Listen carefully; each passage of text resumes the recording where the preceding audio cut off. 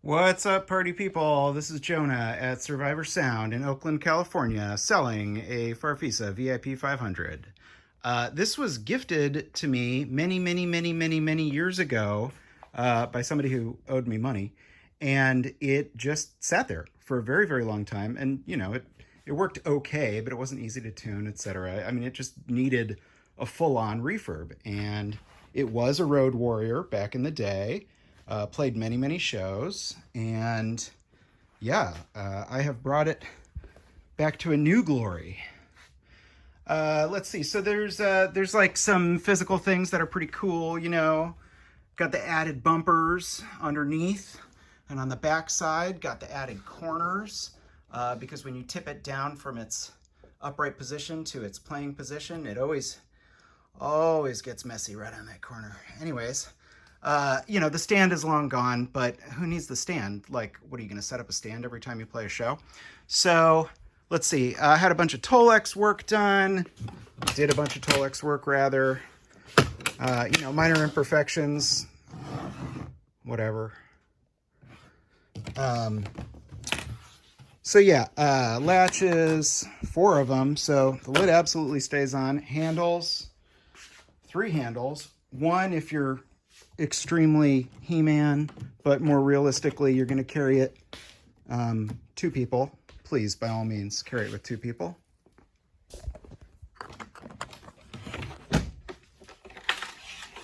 All right, we're going to take a look at the inside. Oh, the inside of the case lid is not too shabby either. I totally had to reinforce this thing, so all that's new. It'll stay together. It's nice and sturdy. We like that, especially for touring. I've done a lot of touring myself. So it is a classic Italian keyboard. And, there's some mystery things, I don't know what these holes were. Somebody was playing maybe manual bass on these and hooking it up to the underside connector that is for the pedal bass. And that is back to being wired the way it is supposed to be stock.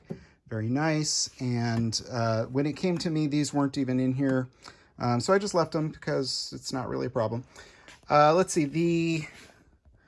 the sliders, the knobs on them were toast, and the sliders themselves were cracked. And so I took the whole thing apart, took apart the preamp board, and did a pretty darn professional metalworking project here to make these little guys stay on there, which is nice.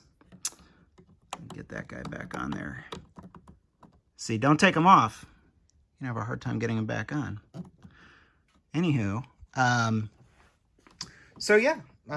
it's it's a classic organ of its age. It's got the cool stuff that the VIP series is known for. It's got the synth slalom.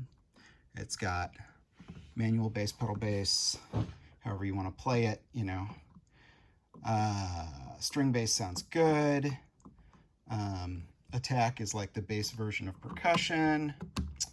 Lower manual sounds, preset sounds. We'll get to that in a minute when I actually show you some music on the thing. But yeah, those are the presets: flute, clarinet, and reed. Of course, you got your flutes. I said to somebody the other day, never mess with the flutes because that's your baseline as far as like how loud stuff should be. So when you're trying to do tonal matching within the circuit itself, after you've got the organ up to snuff and you're actually trying to improve it, because it's from 1976 or whatever, you got to use your flutes as your baseline. Special effects sound awesome. We'll get to that. Percussion.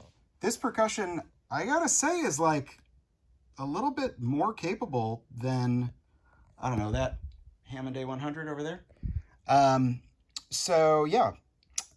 There's a repeat, which is a super cool effect. Well, I'll get into that. And there's an adjustable decay on the percussion, which is really nice. So you can make it like really responsive to exactly what you're doing. Repeat, of course, there's a cancel on it. The only thing that I was not able to get working on this organ is something called phrasing. And if anybody cares, you're welcome to educate me as to what phrasing is actually supposed to do. I don't have another organ to compare to. So when you pull out the phrasing drawbar, it simply shuts off the percussion. Now, I've been in that part of the schematic, and it's not confusing. It's pretty simple, but I'm just not enough of a transistor guy to really know. So, you know, it's like the only thing that I can find wrong on the organ. Anyways, you could probably see from photos in the listing that there have been some updates. Most importantly, the moving of the main output to the back panel. So that's the main output. It's the exact same thing as the main output that's right there.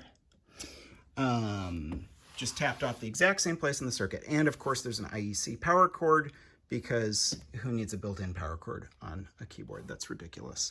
It says VIP 500. It is a VIP 500. Fun fact, they used the bodies of 400, so it's labeled 400 on the serial number plate underneath. I don't think I'm going to demo this, but it's easy enough to just show you. There's a little note by the swell pedal jack that indicates that you can just use a 250K volume pedal. You use the output jack, and it's just a single cable. It's not in and out, because you're not doing anything with audio. You're actually just changing the resistance to ground from a particular point in the output circuit. Anyways, as anybody who's played one of these organs live knows, and certainly any recording engineer knows, you should absolutely use the aux output to take your manual bass or your pedal bass to a separate output, a separate input on your amp, or even a bass amp. I mean, it just works better that way. I did a lot of work to make the bass sit very nicely on the main output with the rest of the keyboard, but truly, I mean, the way these things work, you want to use two inputs on an amp. Anyways, that's it for right now, and I'm going to go ahead and do a little music on this later. And I'm a terrible keyboardist, so I'm just going to be playing extremely basic chords and running through features. Okay, bye.